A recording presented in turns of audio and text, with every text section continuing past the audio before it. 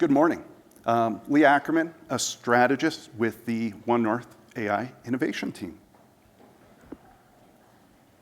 All right, let's talk about comics, leadership, and moments that demand depth. Being in New Mexico, we had to mention aliens. There's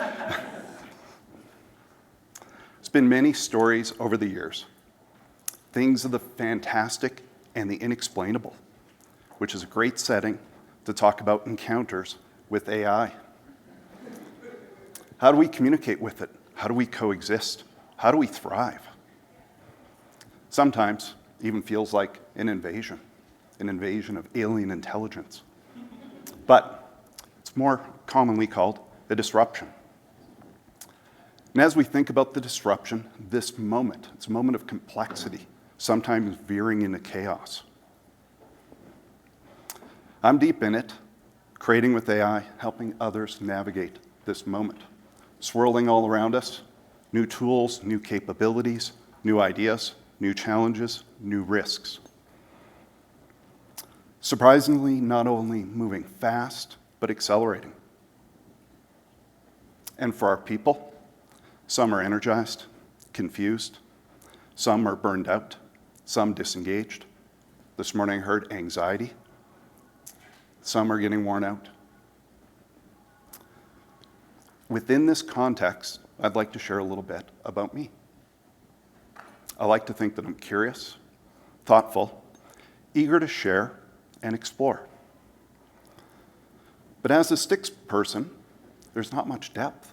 If we change our perspective and look from above or from the side, we see that there's not much there. But hopefully, there's more. And if you don't mind, I'm going to share a bit more. I like to think that I'm a builder. Over the years, I've led engineering teams at startups. I've helped organizations navigate digital transformation. And I've helped create talent ecosystems across communities. I like to think that I'm creative, designing, coding, presenting, strategizing, identifying problems, and solving them. But this disruption demands more of me and probably all of us. And so a belief and a mission emerged for me that through creative works, we can meet this moment and handle this disruption, batting in humanity and using art to think about participation and empowerment and helping people make sense of the moment. But am I a creative? I can't draw, stick people. I can't write songs, I can't paint, but I'm driven by ideas and I'm resilient and I continue to carry forward in trying to think outside the box and embrace that type of thinking.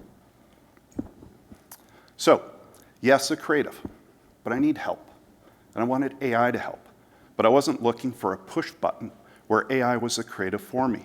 I wanted AI to amplify me, my skills, my capabilities. So I jumped in, and I created a 5-minute animated movie. I'd never created an animated movie before. And again, I can't draw. There was much to learn. So I jumped in, working with AI. We collaborated on skills, we brainstormed, we storyboarded.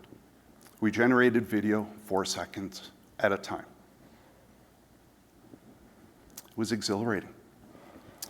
Producing the movie was something that I thought was beyond me. My time, my budget, my skills. But it was also exhausting. Wrestling with AI, generating video 4 seconds at a time, overcoming inconsistencies and misinterpretations. And the movie was okay. So I set on, had a mission. I still wanted to create. I wanted to find more ways to iterate faster, introduce more ideas, reach more people. And I had an idea. I like comics. I still read them. And I thought to myself, comics will be easier. Famous last words, of course. The first lesson I learned with comics is that it's also known as sequential art. It's a serious discipline. I dove in again, learning so many lessons, and I'm still processing them all. But there's a few of them that I'd like to share with you guys today. The first one is that with a comic, the gap between panels are so important. That's where the action happens. It's called the gutter, and it's a space. It's time and space for the reader to engage and to be part of the storytelling. And when we think of this moment, and we've talked about it, time and space, giving people an opportunity to be part of creating the story is important for this moment. Marshall McLuhan, who we've talked about, would refer to works like my movie as hot media. As you're watching it, you observe. It's a passive way of engaging. Comics are known as cool media. They require active participation. When we think about these moments and our people, we need to look at how we're engaging and create ways in which people are participating. Sequential art's a funny name. We think of comics, we think panel after panel. It's sequential. But with art, it's simultaneous. We see it all at once. It's rich, it's big, it's deep. The text and the visual here are comparable, but the text is only sequential. The visual, the comic, is sequential and simultaneous. We're empowering the reader to decide how to engage. And as a bonus, we're giving them two perspectives. They can see sequentially or simultaneously. So if I come back to our moment of disruption in AI, the idea of empowerment and providing multiple perspectives are powerful for how we succeed. With these ideas about creativity, the disruption, trying to find ways for participation, the empowerment, helping people to see things from different perspectives, it resonated with me. But all around me is the pressure. Simplify, close the gaps, make it easy, flatten. So in this moment that demands depth, the question becomes, how will we resist flattening? And the answer? Resistance is futile. Thank you. We're now ready for questions. I'm kidding, of course. How am I resisting?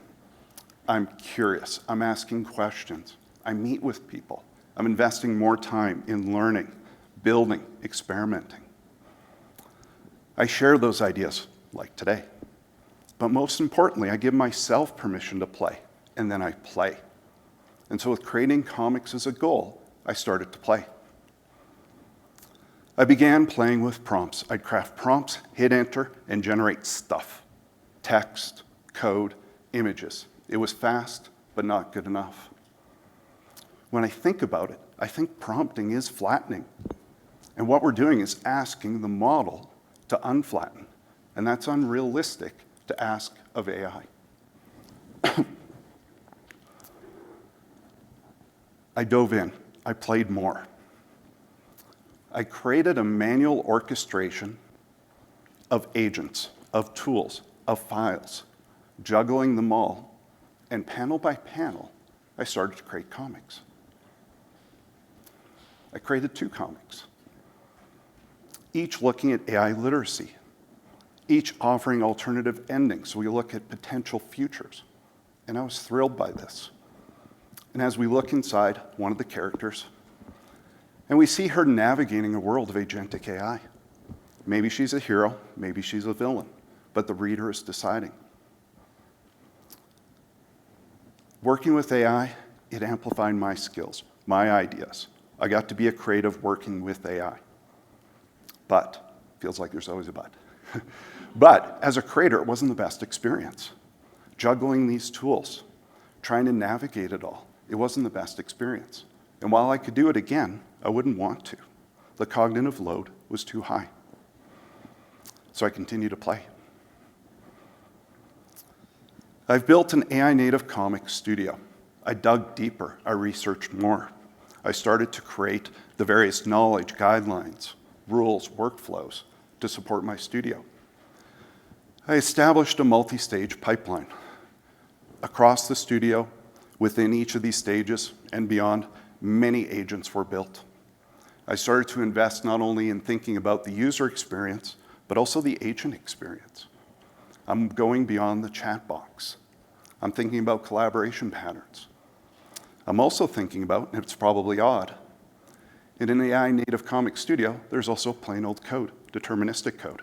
Yes, I used AI to help build it, but not everything an agent needs to do or everything a studio needs to do needs to be AI. I'm working on an anthology now and having fun working in my studio, calling it The Human Loop, and again, exploring AI literacy and what potential futures might be. When comics aren't the answer, because I'm sure we're not going to create comics, ask more questions. Let's be thoughtful. Let's bring people together so that they can create. And perhaps most importantly, let's remember where we are. And where are we? We're in the space between panels. We're in the gutter. I know it sounds glamorous. We're in the gap between panels. And that other panel hasn't been written yet. We're still creating the story. And I think that's important for people to realize. This isn't predetermined. How we work with AI, how we'll thrive with it, we're still determining that. And if I can leave you guys with a few thoughts, I'll add in that art, sequential or other, helps us add depth. And that depth becomes more valuable and helps perspectives become more valuable. And as we include more people, we're going to need that depth. We need to leave space. We need to have time. We need to embrace the gutter. I know there's a lot of creative folks here. You can come up with a better word, but that is how they talk about it in the discipline. And then last but not least, permission to play is especially powerful when we need to accelerate learning and innovation. So, let's go play. Thank you.